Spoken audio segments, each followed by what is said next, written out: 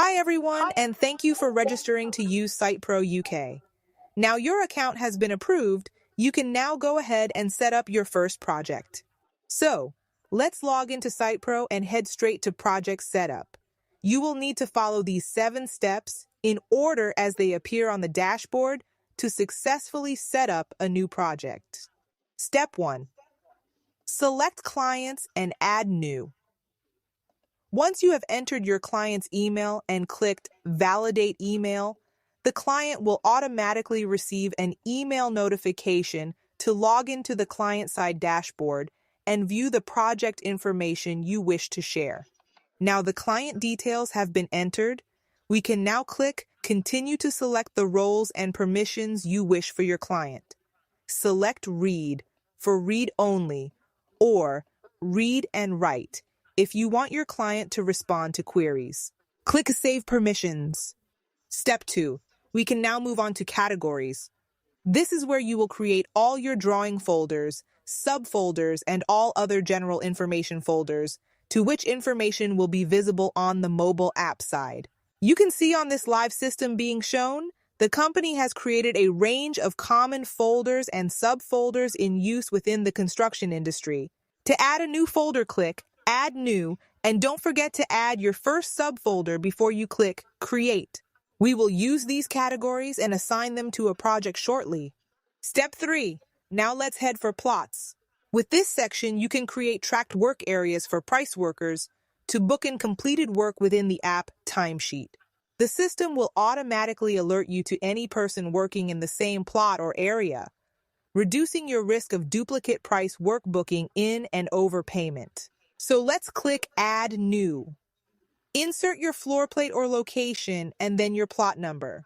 Click Create. Once your tracked plots or work areas are created, we will assign these to your project in the next section. If you wish to not track work areas, simply create a not applicable code in the same way. Step 4.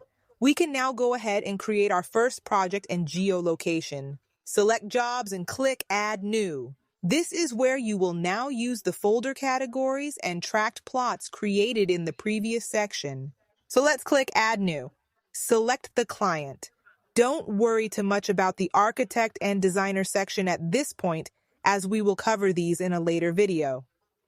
Select your category and then subcategory by clicking on the relevant names. Next, insert your job name, your job number, and project contact information. Now select your tracked plots or not applicable plot. Next, in the address bar, enter the postcode or street name for your site location. Now enter the radius for the geofence. You can zoom in and drag and drop the geopin for accuracy, or for street view, drag the little man to the pin so you can ensure it's the correct site location. Next, if you wish to use the price work items created previously, select the ones required for this project. You can alter rates and units of measure directly in this section without affecting the predetermined text in price work items. Click Create. We will create and assign users in the next video. Step 5. Next, we are going to upload PDF drawings and documents to your newly created project. These will all be used by the app side users. So, click on Drawing Controls. Click Add New. Select your project. Then select the folders you wish to upload the new documents into. These will all be visible for app side users. Click on the plus sign and then either choose the file using the Choose File button or drag and drop your PDF. You can choose to copy and paste the original drawing name or insert your own text to be visible on the app. Click Save. Your construction team will now have visibility of these uploaded documents to view on site.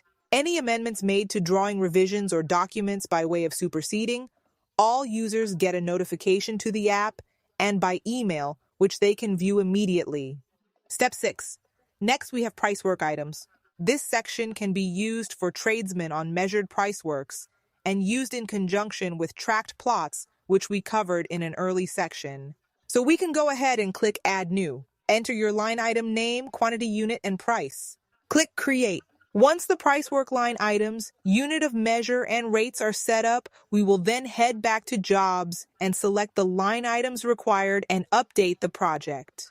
These items will be visible on the app for all trades measured works applications for payments. Step 7. Lastly, we have the list of timesheet type prefix trades. As you can see, these are all predetermined and currently set as fixer, laborer, plasterer, and staff. These can be changed by clicking the pencil edit function to the right, over-typing the prefix and click Update. These prefix names will automatically update and appear on your app for timesheet tracking by trade or by staff type. We will create and assign users to use this function in the next video. So that concludes setting up your projects.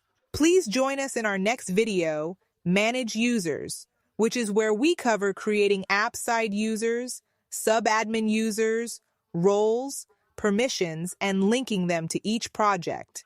Thank you for watching. Have a lovely day.